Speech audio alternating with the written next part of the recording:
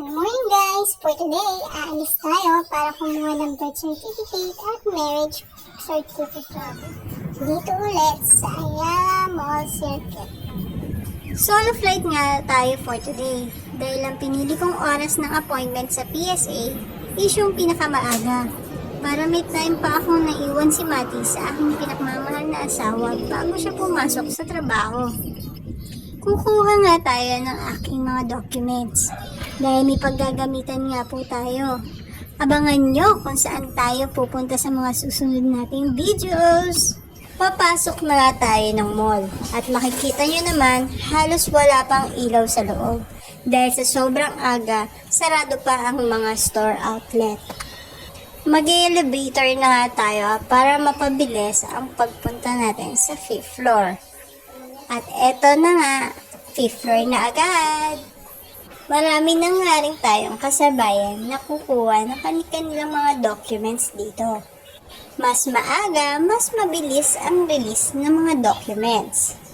Papasok na nga tayo ng PSA outlet.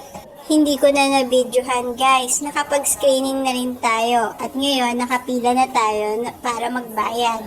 At pagkatapos, releasing na. Diba ang bilis lang?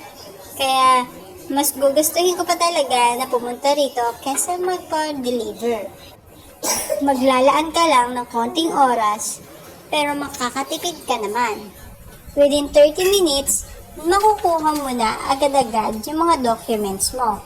Shoutout po sa mga staff ng mga taga-PSA kasi nalibre yung marriage certificate ko. Kaya nga pala sila may palibre na documents dahil National Women's Month.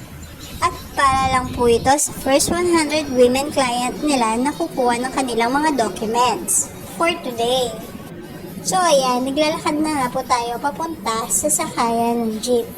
At nag-chat na rin ako sa aking pinakmamahal na asawa na pauwi na ako.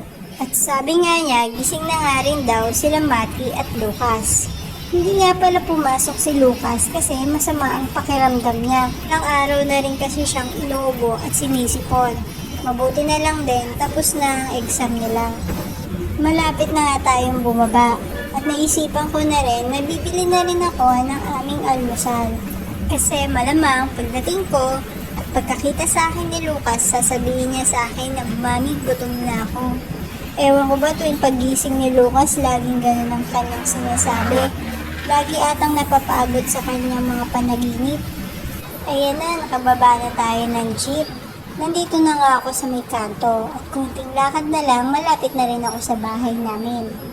Madadaanan ko na rin yung bakery na binibilan namin madalas ng pandesal. Alam nyo ba guys, kahit na tumaas yung presyo ng pandesal nila at marami na rin bagong kakumpetensya, marami pa rin talagang bumibili ng pandesal sa kanila. Bukod sa mababait ang mga may-ari nito, pwede ka rin mag-request kung anong gusto mo sa pandesal.